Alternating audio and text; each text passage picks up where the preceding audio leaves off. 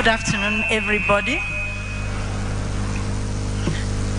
Today, a vision of 1980 has finally come true.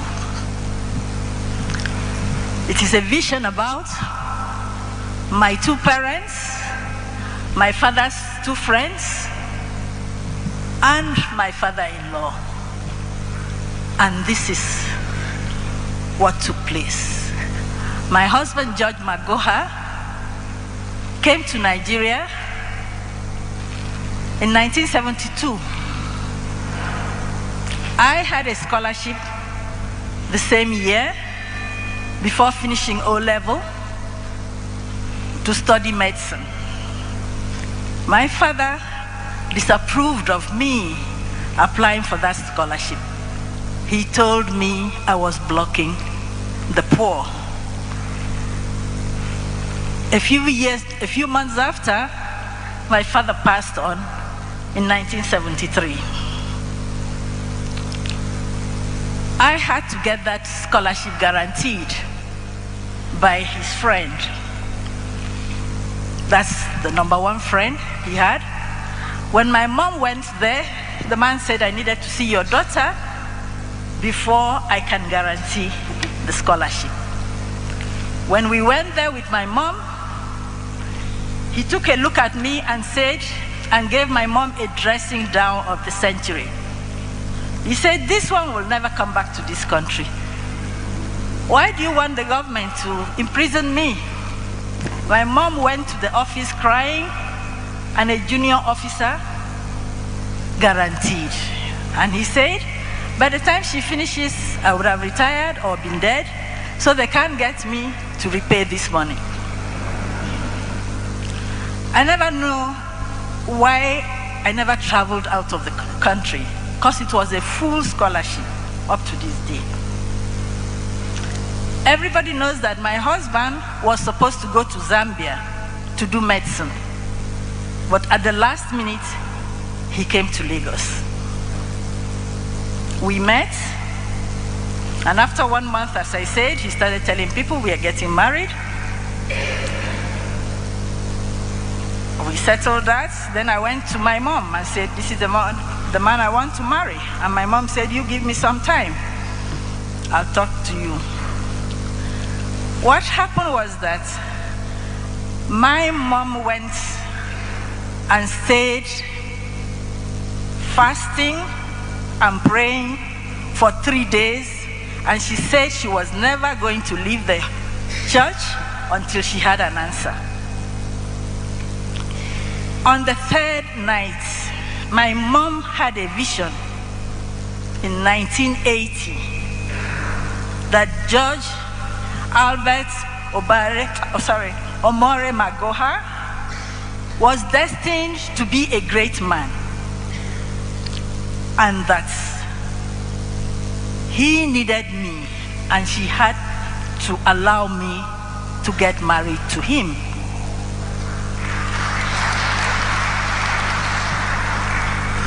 So my mom came back crying and said her hands were tied. But she gave my husband 2 conditions. The first one was that I had to finish my undergraduate studies. The second one was that if he married her daughter, he had to marry her too. And he asked me, what was that about? I said, it meant from now on, I've transferred responsibilities to you. You take care of my mom. You bury my mom if she goes before you. Since 1989, my husband made sure he paid for my mother's air ticket every year until she passed on in 2008.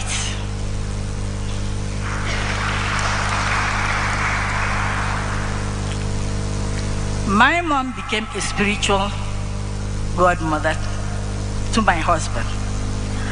And that is why when my mom passed on, my husband thought his life was over.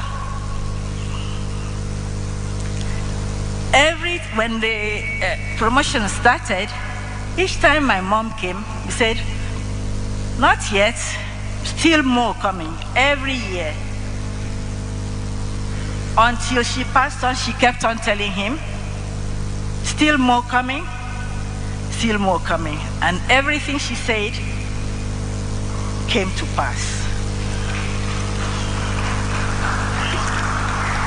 With all that has happened, I believe my mom's vision has finally come true 43 years after.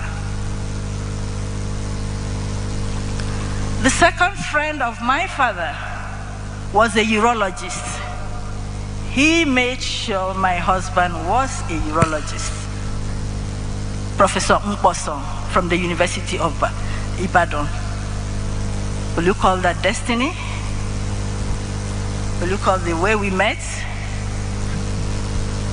And the fact that my father-in-law, my late father-in-law, moved us from the ancestral home to Umiru.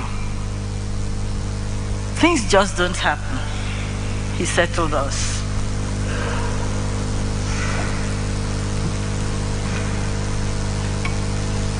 From then on, my husband's life has been on 3 pillars. He's God that made him, Stareye that molded him, and medicine. Everything of his, he did in medical precision. You take history, which is the problem, you investigate, make a diagnosis, and make the decision. Some people found it odd. We medics, we don't have time for storytelling. It's either this or that. And you go to theater. When you go to theater, when you come out, relatives are waiting. The first thing is, how was the surgery? Among those relatives, there are people who wish the operation never succeeded because they had their own timetable. And then there are those who are truly happy that the operation succeeded. So all the things my husband did, it was like having dinner with the devil. Devil in the sense that they say when you're having dinner with the devil, you use a long spoon so that your 2 fingers don't touch each other.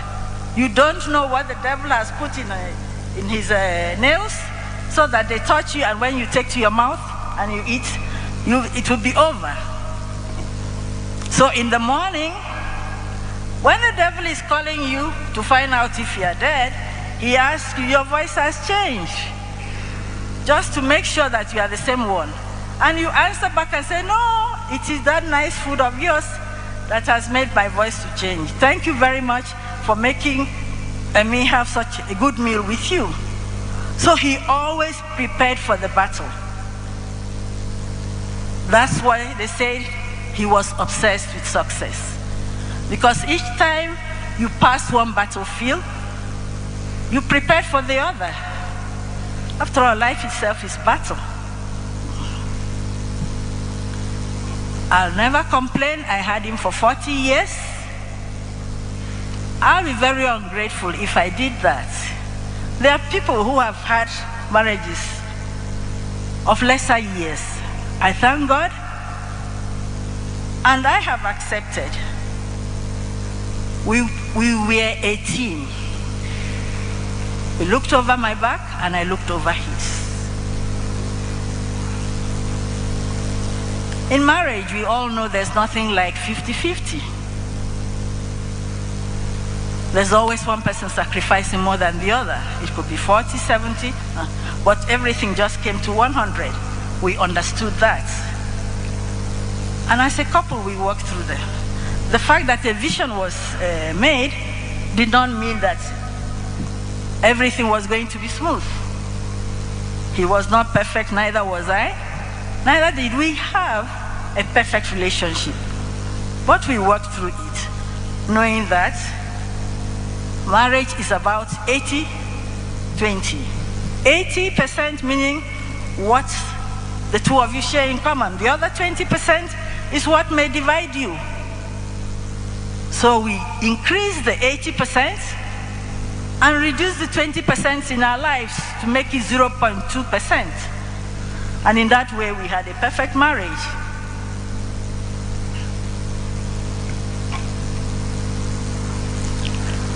My husband did surgery up to the end. 2 hours, I turned from Mrs.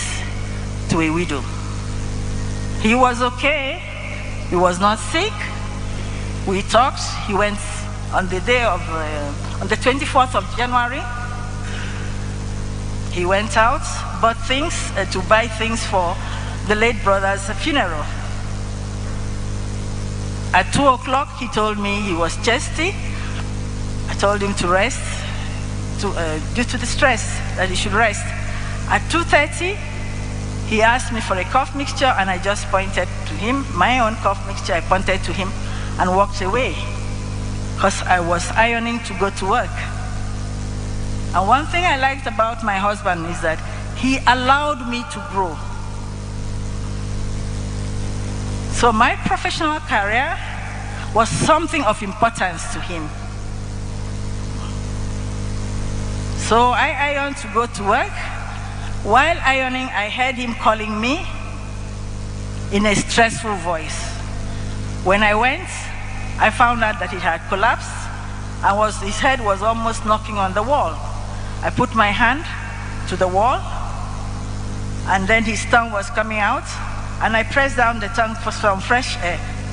I called the workers who were there. I screamed, and they come, and he got revived, put him on the floor. When he woke up, he said, "I want to see my son." That's when I knew something was not going right, because if he had said, "Call me Mike," that's different. Then he said, "Call me my son." 2 weeks earlier, he had said, if anything ever happened to him, I should call Professor Mwanda. So when I revived him the first time, I called Professor Mwanda and I told him, "Please, I need to see you urgently in my house." I didn't tell him what was wrong. I didn't want to cause an accident. Then I called my son. I asked him, "Where are you?" He said, "I'm in theater." "What, are you operating or assisting?" He said he was operating. I said, "Please hand over. Your father is not feeling fine. I think you better just come." Quietly, and he came. So when my son arrived, my husband spoke to my son.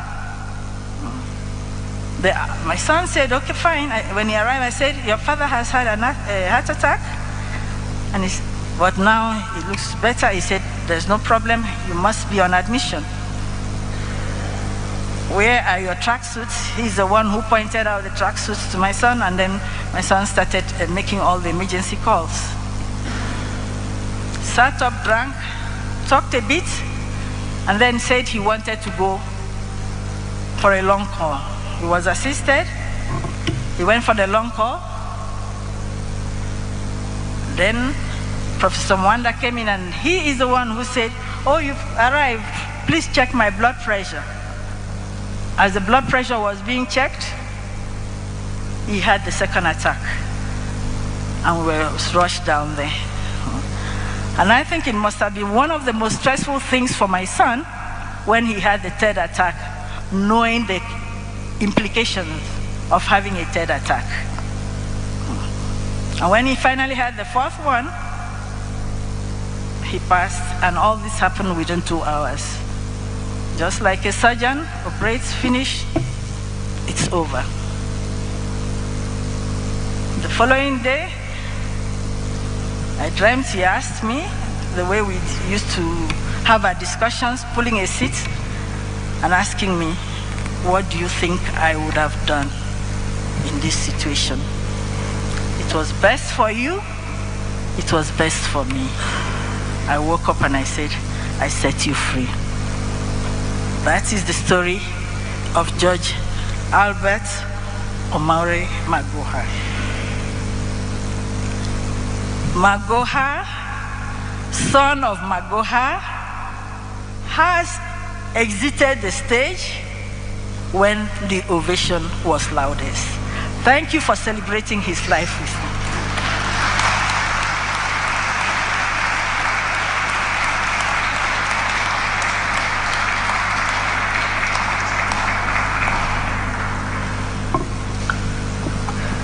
Thank you very much, my sister, for being strong in the midst of so much turmoil. We come to the end now. After this, there will be viewing of the body. There's a tent which has been set aside for that, and I'd like to request that as you file out, if you wish to go and view the body, you'll be guided by a team of ushers who are out there to do that function. Let me now request Dr. David Gidanga. I don't know if he's here, to give the vote of thanks, and immediately after giving the vote of thanks, we'll hand the program back to the church. Thank you very much.